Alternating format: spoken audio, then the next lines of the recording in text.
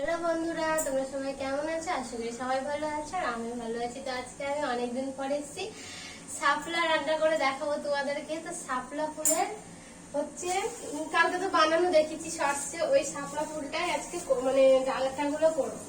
তো শাপলা ফুলের চচ্চড়ি করবো। কিভাবে করছি চলো দেখো। একদম নিরামিষ শাপলা ফুলগুলোকে আমি প্রথমে ধুয়ে নিয়েছি, আর ধুবো না, ধুয়ে ভালো করে প্যাকেটে ভরে রেখেছিলাম ফ্রিজে।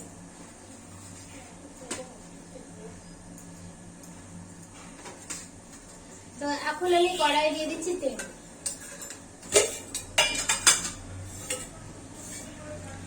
কড়াইয়ে তেল দিয়ে দিলাম, পরিমাণ মতো তেল দিয়ে দিই।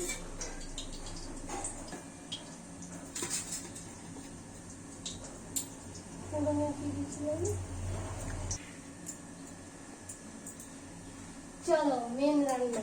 তেল দিয়ে দিয়েছি, তেল গরম হয়ে গেছে। এবার আমি শাপলার এগুলোকে দিয়ে দিচ্ছি। শাপলাগুলো বেশি ভাজবো না, কেননা আমার গলে যায়।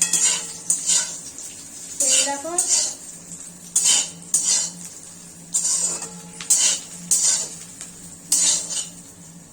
আমি দিয়ে দেবো এখন হলুদ। লবণ দেবো না, লবণ দিলে একদম গলে যাবে, সেই জন্য লবণ আমি পরে দিব। এখন দিয়ে দিচ্ছি হলুদ।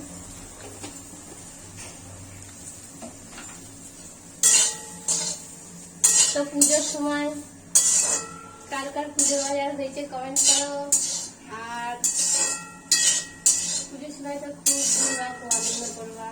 আর আমি যে ঠাকুর দেখবো যাবো, যে ভিডিও দিতে পারবো জানি না, ক্যামেরাম্যান জানে।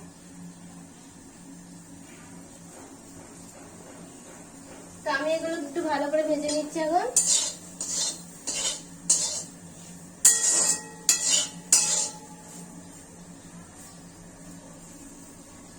শাপলা ফুল খেতে, মানে শাপলা ফুল এগুলো খেতে খুব স্বাদ হয়, ভালো লাগে। আর এখানে আমি মশলা করে রেখেছি, এই দেখো সর্ষে আর কাঁচা লঙ্কাতে মশলা বেটে রেখেছি।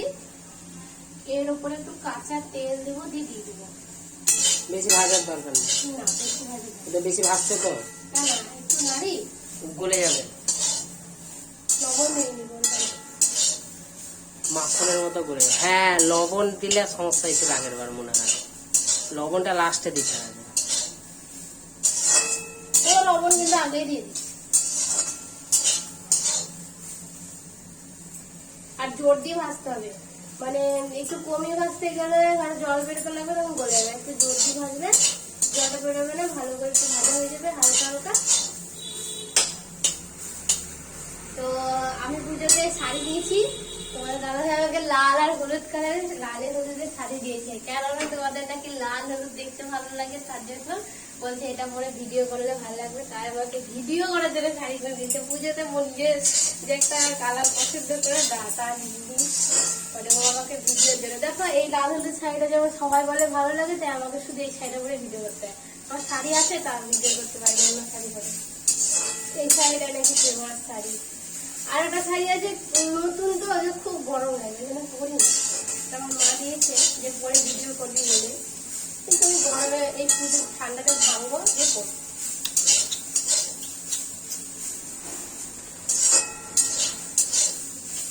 কাঁচা গন্ধটা বেরিয়ে গেলেই হবে।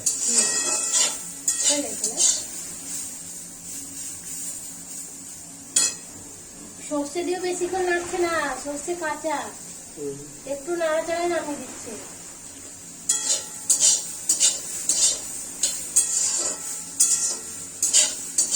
তো আমাকে দিদি, আমি তোমাকে পুজোর ড্রেস তোমাদেরকে দেখাবো। আমার দুটো ড্রেস, মানে দুটো হয়েছে, এখন আর একটা হবে। বাবার বাড়ি থেকে দিবে, দেখানো হয়নি।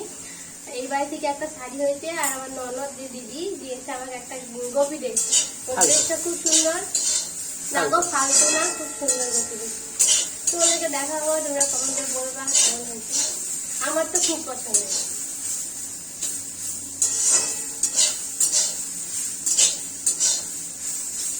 হয়ে গেছে, এবার গন্ধ উঠে গেছে, হয়ে গেছে। এরপরে এলে আবার গলবে।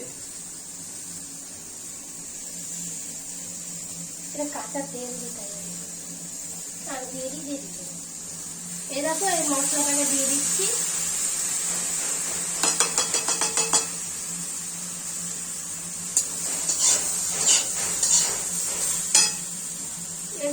তেল ও সর্ষে দিয়েছি তো, সর্ষেতে একটু কাঁচা তেল দিলে ছাড়বে।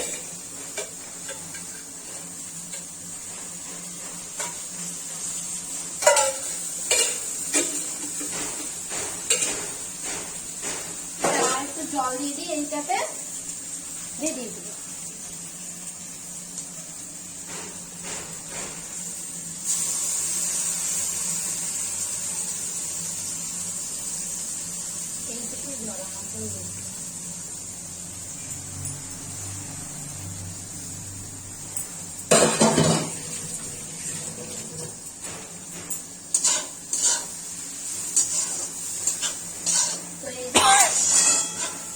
এবার আমি লবণ দেবো।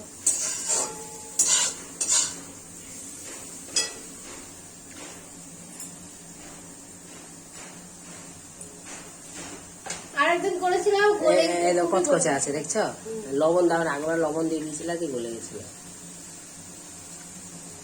লবণটা দিব না, পরে দিয়ে দিবি। আমাকে বুঝলি যে লবণটা দিন আমি দিব। লবণটা যদি তোমরা লাস্টে দাও তাহলে গলবে না। আমার একবার খুব গলে গেছিল, কারণ আমি লবণটা ফার্স্টে ভাজার সময় দিয়ে দিয়েছিলাম। আলু ভাজতে গিয়েও তাই, আলু ভাজতে যদি লবণটা লাস্টে দেয় তাহলে গলবে না। কি গরম খেয়ে নিচ্ছে, কি গরম পড়েছে আর কি বৃষ্টি, বন্যাও হচ্ছে চারিদিকে বন্যা। বন্যাতে মানুষের খুব কষ্ট। আমাদের এই জায়গাটা একটু উঁচু ধরো, সেই জন্য এদিকটা জল আসে না, তবে চারিদিকেই বন্যা।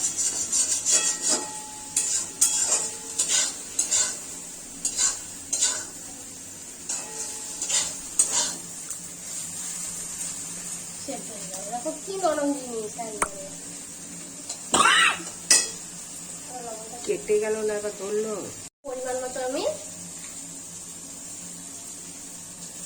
পরিমাণ মতো লবণ দিয়ে দিলাম। হালকা একটু মিষ্টি দিতে হবে, তাহলে একটু স্বাদ পাবে। একদম মানে না মাত্রা না দিলাই, একদম অল্প মিষ্টি দিতে হবে। 4 চামচেরও হাফ চামচ মিষ্টি। দেখো আমি একদম অল্প একটু দিলাম। এই যে হয়ে গেছে, আমি এবার তুলে নিচ্ছি।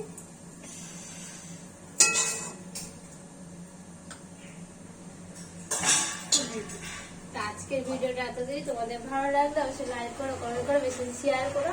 আবার পরের ভিডিও দেখা হবে।